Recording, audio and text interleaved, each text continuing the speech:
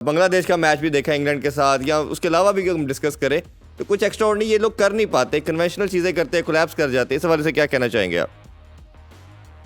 देखिए, जो आप कह लें जो छोटी टीम्स हैं या बड़ी टीम्स हैं, जब इनकी मुठभेड़ होती है ना बड़ी टीम्स के साथ, तो ये एक्सपोज इसलिए होती है कि ये रिफ्लेक्शन है जो कि पीछे काम हो रहा है, जो फर्स्ट क्लास लेवल पे काम हो रहा है, जो प्रोसेसेस डेवलप हो रहे हैं या नहीं हो रहे हैं, क्योंकि इतना बड़ा गैप हो गया है जो कि क्रिकेट के लिए ठीक नहीं है। वैसे ही बड़ी गिनी चुनी हमारी टीम्स हैं इस सर्किट में, और इतने वन साइडेड मैचेस हो जाते हैं तो लोग जो है वो फिर पुट ऑफ हो जाते हैं क्रिकेट से, क्योंकि आपको पहले ही नतीजे का पता चल जाता है, एक दिन पहले ही शायद पता चल जाता है। तो इसके ऊपर तो वर्ल्ड लेवल के ऊपर बैठ के बात करनी है कि इनको जरूरत क्या है अच्छा बनने के लिए या स्टैंडर्ड ऊपर लाने के लिए। आईसीसी के लेवल के ऊपर ये बात होनी चाहिए कि किस तरह की फंडिंग के थ्रू इनको ऊपर लाया जा सकता है। अभी पिछली दफा जब मैं वहां पे था तो एक टेस्ट क्रिकेट का फंड बात कर रहे थे ये करने के लिए कायम, वो शायद हो जाएगा कि नेशंस को हम सपोर्ट करें ताकि वो टेस्ट क्रिकेट देखें। टेस्ट क्रिकेट खिलाना बड़ा मुश्किल काम होता है, इसमें बहुत पैसा लगता है, 5 दिन का इवेंट होता है, फिर आपको ठहराना है टीम्स को, तो इसमें पैसा खर्च होता है और पैसा वापस आता नहीं है, क्योंकि ये कमर्शियली वायबल प्रोजेक्ट रहा नहीं है एशियन ब्लॉक के लिए। तो उसके लिए अलग से आप या तो किटी आपको निकालनी पड़ेगी, और ताकि ये टेस्ट क्रिकेट ज्यादा खेले, गेम को ज्यादा समझेंगे, इनकी फर्स्ट क्लास क्रिकेट में क्या हो रहा है। अदरवाइज ये बहुत बड़ा फर्क पड़ जाएगा। और मजे की बात यह कि जो अगला वर्ल्ड कप है, इस दफा तो 9 टीमें, अगला वर्ल्ड कप 14 टीमों के बीच में है। सो आप टीमें बढ़ा रहे हैं और स्टैंडर्ड कॉम्प्रोमाइज करी जाएंगे। बिल्कुल। अच्छा रमीज भाई, अगर एक और चीज़ हम देखें, अफगानिस्तान के कॉन्टेक्स्ट में चलें बात कर लेते हैं।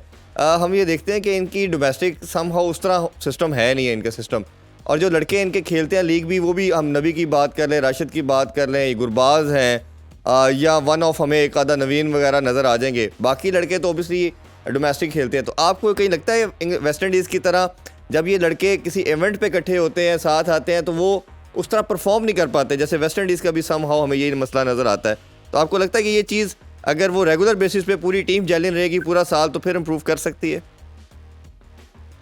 हाँ, ज्यादा क्रिकेट खेलेंगे, एक्सपोजर होगा, एज अ यूनिट खेलेंगे, आइडिया होगा वहां पे भी। मतलब देखे ना, कई कप्तान वो ट्राई कर चुके हैं, लीडरशिप में भी कभी वैक्यूम है, फिर ये कि गेम अवेयरनेस की कमी है। सर्टन पिचेस चाहिए उनको ताकि उनकी स्पिनर्स जो है वो फिर छा जाए। और पाकिस्तान का जो मैच है वो चेन्नई में, और चेन्नई में आपने देखा जो मुकाबला हुआ था भारत का और ऑस्ट्रेलिया का, गेंद बहुत स्पिन किया था फर्स्ट टाइम अराउंड। तो पाकिस्तान के लिए वो खतरे की एक घंटी फिर भी रहेगी, चाहे ये 50 ओवर्स ठीक खेले या नहीं खेलते हैं, मगर वो पिच के हिसाब से ये पड़ जाते हैं ऑपोजिशंस को। और जहां पे बैटिंग कंडीशंस अच्छी होंगी वहां पे ये जो इस तरह की टीम्स हैं अनफॉर्चुनेटली वो कंपेटिटिव नहीं रहेंगी। सो इनको तो ज्यादा खेलना है, ज्यादा खेलने से फिर एक्सपीरियंस भी मिलेगा, फिर गेम अवेयरनेस डेवलप होगी, फिर ये ऑक्यूपाई द क्रीज वो वाला हिस्सा शुरू होगा। बॉलिंग एक जगह पे करनी है, 3 ओवर नहीं, 4 ओवर नहीं, 10 ओवर करने हैं, तो आपका टेम्परामेंट ठीक होगा। इसके लिए बहुत पीछे मेहनत की जरूरत है। आजकल कोई वनडे भी खेलने को तैयार नहीं, आज 4 ओवर्स की गेम खेलना चाहते हैं। और इस वक्त अगर आप बात सर्किट में करें ना, प्लेयर्स जो कि एक्सटिंक्ट इंटरनेशनल प्लेयर्स हैं, आई थिंक कोई 10 या 15% सिर्फ ओडीआईस खेलना चाहते हैं, बाकियों को कोई इस चीज का शौक नहीं है। और एक तो ये भी अब चीज कहा जा रही है कि सिर्फ वर्ल्ड कप ईयर में आप ओडीआईस कराएं, वरना इसके अलावा आप भूल जाएं।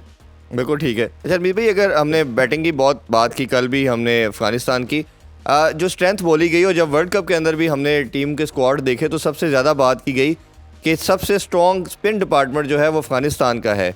बट अभी दोनों मैचेस में हमें कोई ख़ास परफॉर्मेंस नज़र नहीं आई स्पिनर की तरफ से भी, ना हमने राशिद में वो चीज़ नज़र आई, ना हमें दूसरे बाकी रिमेनिंग बॉलर में नज़र आई। तो इस चीज़ को कैसे देखते हैं कि विकेट्स इनको समहाउ सूट नहीं कर रही, या कोई ना कोई बैट्समैन अच्छा खेल रहे हैं? क्या रीज़न समझते हैं आप इस हवाले से? देखिए, एक तो ये सब तेज बॉलिंग करते हैं, और वनडे में बैटिंग पिचेस के ऊपर फिर आप एक्सपोज हो जाते हैं, क्योंकि ये ऐसा नहीं है कि जो बल्लेबाज हैं वो चांस ही लेते रहेंगे जैसे कि T20 में होता है। यहाँ पे वो ठहर के खेलते हैं, मजे के साथ खेलते हैं, उनको पता है 1-2 लूज बॉल मिलेंगे, उनको पता है कि ज्यादा गेंद स्पिन नहीं होगा। और तीनों स्पिनर्स जो है नबी है या मुजीब है या राशिद, ये लंबे चौड़े स्पिन नहीं करते हैं। इनको एक तरह से वेयर एंड टेयर जब पिच में आता है तो तब ये डेंजरस बनते हैं। तो या तो इनको अपना स्टाइल ऑफ बॉलिंग बदलना थोड़ा सा पड़ेगा, थोड़ी फ्लाइट करनी पड़ेगी, या कोई ऐसा स्पिनर ढूंढना पड़ेगा जो कि ज्यादा अनऑर्थोडॉक्सी पे बेस्ड ना हो, बल्कि रेगुलर आके गेंद को स्पिन करे। अभी तो तीनों स्पिनर्स जो हैं इनके, नबी भी जो है वो फ्लैट आर्म के साथ बस अंदर डार्ट्स फेंकते हैं, ज्यादा गेंद को स्पिन नहीं करते हैं बैटिंग पिचेस पे। और राशिद का भी यही हाल है, मुजीब का भी यही हाल है। शायद इनको एक फ्लाइटेड बॉलर, नॉर्मल बॉलर चाहिए जो कि आके गेंद को स्पिन करे, थोड़ी सी वैरायटी लेके आएगा। अदरवाइज ये एक्सपोज हो जाएंगे अच्छी बैटिंग पिचेस के ऊपर, खासतौर पे वनडे क्रिकेट में। अच्छा रमीज भाई, अगर हम आज मैच की बात करें तो शायद इस वर्ल्ड कप का वन ऑफ द बिगेस्ट टाकरा भी कहना चाहिए। जैसे पाकिस्तान इंडिया की बात करते हैं तो हम इस मुकाबले के हवाले से बात करते हैं। दोनों टीम की कंपोजिशन कैसे देखते हैं? और ओबियसली साउथ अफ्रीका की बात करें तो एक बहुत बड़ी विक्ट्री के बाद आए हैं, ऑस्ट्रेलियन जो है वो डिफीट के बाद इस मैच में आ रहे हैं। कौन सी साइड आपको ज़्यादा लगती है बैलेंस है और ज़्यादा फेवरेट नज़र आ रही है आज के मैच में? देखिए, अगर स्टेटिस्टिकल आप मुआवजा करें ना मुआवजा, तो साउथ अफ्रीका पेस बॉलिंग को दुनिया में शायद सबसे अच्छा खेलते हैं। सो ऑस्ट्रेलिया की स्ट्रेंथ अगर पेस बॉलिंग है तो वो वहां पे निगेट हो जाती है। पिच कैसी होगी, गेंद रुकेगा, फंसेगा, वेरिएशंस के हिसाब से कौन सी टीम ठीक रहेगी। And giddy by the way सबसे ज्यादा इफेक्टिव है साउथ अफ्रीका की तरफ विकेट लेने के हिसाब से, उनका रिकॉर्ड सबसे अच्छा है। सो हम बड़े बड़े बॉलर्स की बात करते हैं, रबाडा की बात करते हैं, जैनसन की बात करते हैं या उनके स्पिनर्स की बात करते हैं, मगर जो रियल जो काम करते हैं साउथ अफ्रीका के लिए स्टेटिस्टिकली वो गिडी है। इसी तरह से बैटिंग फॉर्म में है साउथ अफ्रीका की, मगर टेम्परामेंट के इश्यूज हैं और हमेशा रहेंगे, इसलिए कि वो एक इनका टैग लग गया हुआ और ऑस्ट्रेलिया उसको एक्सप्लॉइट करेगा। वो धकेलेगा इनको ऐसी सिचुएशन में जहां पे इन पे प्रेशर क्रिएट हो, और फिर देखते हैं कि इसका क्या रिएक्शन मिलता है उनको। ऑस्ट्रेलिया देखें, मैं अभी भी समझता हूं कि चाहे वो भारत से मैच हार गए हैं, मगर ऑस्ट्रेलिया जो है ये मैच जो है उसमें फेवरेट उतरेंगे, क्योंकि वो वर्ल्ड चैंपियन है। उनका जो मेंटालिटी है वो नेवर गिव अप वाली मेंटालिटी है। वो समहाउ सिचुएशंस को बेहतर खेलेंगे साउथ अफ्रीका से, और उनके पास ऑल राउंड डेप्थ भी है। फिर उनके पास 3 पेसर्स भी हैं जो कि रिवर्स भी करते हैं। वहाँ हो सकता है कि थोड़ी सी रिवर्स मिले, क्योंकि अगर रफ पिच मिलती है तो गेंद जरूर रफ होगा। कटर्स भी चलते हैं वहाँ पे, और फिर हेजलवुड है, इसी तरह से स्टार्क है, पैट कमिंस है, ये तीनों पाए के बॉलर्स हैं। जबकि वहाँ पे जैनसन को पिछली दफा 90 रन हुए थे। रबाडा जो है वो भी 60-65 रन दे के एक आधा आउट करते हैं। तो उनकी फास्ट बॉलिंग जो है, और फिर जो उनके फास्ट बॉलर है वो अवेलेबल भी नहीं है, जो उनके एक्सप्रेस फास्ट बॉलर, मेरा ट्रेन से नाम निकल रहा है, नोकिया जो है। तो ये इस तरह की कॉम्प्रोमाइज पोजीशन हो गई हुई है इनकी। सो इनको बहुत अच्छी बैटिंग करनी पड़ेगी ये मैच जीतने के लिए ऑस्ट्रेलिया के खिलाफ। अच्छा, थोड़ा सा रमीज भाई, अगर हम इनकी दोनों साइड के स्पिन डिपार्टमेंट को देखें तो ओबियसली हमें लगता है कि काफ़ी बैलेंस नज़र आती है साइड भी साउथ अफ्रीका की, और ख़ासतौर पे महाराज हैं और शमसी अभी डगआउट में है, लास्ट मैच नहीं खेले थे। बट जिस तरह हम कुलदीप की बात करते हैं, इसी तरह के दुनिया में शायद 2 ही बॉलर हैं जो हमें नज़र आता है कि स्पिनर है, तो उनका इंडक्शन कितना समझते हैं? और जो हम बात ऑस्ट्रेलिया के हवाले से कर रहे थे कि एक स्पिनर के साथ वर्ल्ड कप में आना, ये अगर किसी ट्रैप में फंस गए और कल का मैच अगर हार गए, तो आपके ख्याल में लगता नहीं कि सबसे बड़ी रीज़न इनका स्पिनर के बगैर आना ही होगा इस वर्ल्ड कप में?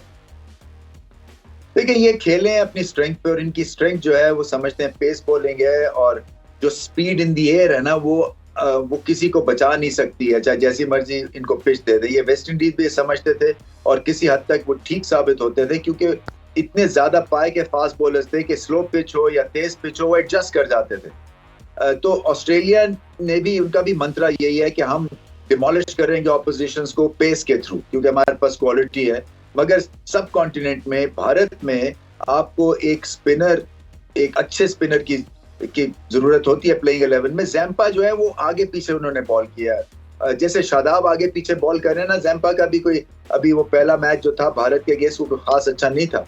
तो अब इनको देखना यही है कि इसकी रिप्लेसमेंट क्या होगी या अपनी स्ट्रैटेजी क्या बनाएंगे। साउथ अफ्रीका क्या पेस को अगर अच्छा खेलता है तो स्पिनर्स के थ्रू हम हमला करें, तो ये सारी चीजें वो वे करेंगे। बट ऑस्ट्रेलिया का कोई ग्रेट बैलेंस नहीं है, कोई ग्रेट कॉम्बिनेशन नहीं है, इसी वजह से ये प्रेशर में रहेंगे इस वर्ल्ड कप में। बिल्कुल ठीक है। अच्छा रमीज भाई, लास्टली मैं आपसे ये जानना चाहूँगा, जब साउथ अफ्रीका की बैटिंग की बात करें तो उनके टॉप 3 भी बड़े स्टेबल नज़र आते हैं, और फिर जो मिडल ऑर्डर है वो दुनिया का शायद वन ऑफ द बेस्ट और जो स्ट्राइक रेट के लिहाज से सबसे तेज़ खेलने वाला नज़र आता है। और जिस तरह के पहले मैच के अंदर उन्होंने एक बड़ा टोटल लगा के 1 साइडेड कर दिया था पहली इनिंग्स में मैच को, तो आपके ख्याल में क्या अप्रोच होनी चाहिए साउथ अफ्रीका की? वो दोबारा पहले खेलने को प्रेफर करेंगे या ऑस्ट्रेलिया ने जिस तरह उन्होंने भी करी शो की थी बट कोलैप्स कर गए, तो दोनों टीमों के माइंडसेट को आप किस तरह देखते हैं कि क्या अप्रोच के साथ आएंगे मैदान में? देखें, मेरे पास बड़ा एक इंटरेस्टिंग स्टैट आया है। जो मिडिल ऑर्डर में दुनिया की सबसे अच्छी टीम परफॉर्म कर रही है मिडिल ऑर्डर में, वो पाकिस्तान की है जी। और हमारी जो प्रॉब्लम है वो टॉप ऑर्डर की है। तो इसी तरह से साउथ अफ्रीका की भी पावर हाउस जो है वो मिडिल ऑर्डर है। तो अब इनको करना क्या है कि उसी के ऊपर जो है वो बैंक करना है। क्या पहले बैटिंग या पहले बॉलिंग, मुझे नहीं पता पिच कैसी होती है। देखिए, खराब पिच के ऊपर कई दफा ये पिच जो होती है ना खराब, ये second time around calm down कर जाती है अंडर लाइट्स। कई दफा ये पिच और खराब हो जाती है। सो वहां पे देखना पड़ेगा कितनी पाउडरी है, कितना गेंद इसमें रुक सकता है। क्या दिन के वक्त अगर आप बॉलिंग करेंगे और स्पिन के थ्रू आप डोमिनेट करना चाहेंगे तो क्या वो हालात साजगार हैं या नहीं है। हालांकि दिन को मेरा ख्याल से गेंद ज्यादा स्पिन होता है कंपेयर टू नाइट टाइम। मगर ये सारी बातें तो तभी होंगी ना जब वो वहां पे जाके टॉस के ऊपर आइडिया होगा, कंडीशंस को देख के आइडिया होगा। प्रेशर मैच में वैसे अगर एवरीथिंग इज इक्वल तो आप पहले बैटिंग करना चाहेंगे। और अगर पिच 19-20 है, 250-60 की है, तो आप अपने आप को बैक करें कि बेस्ट कंडीशंस में हम बैटिंग करेंगे और 270 तक लेके जाएंगे और फिर वेयर एंड टेयर अगर सेकंड टाइम होता है तो हम 250 में इनको आउट कर सकते हैं।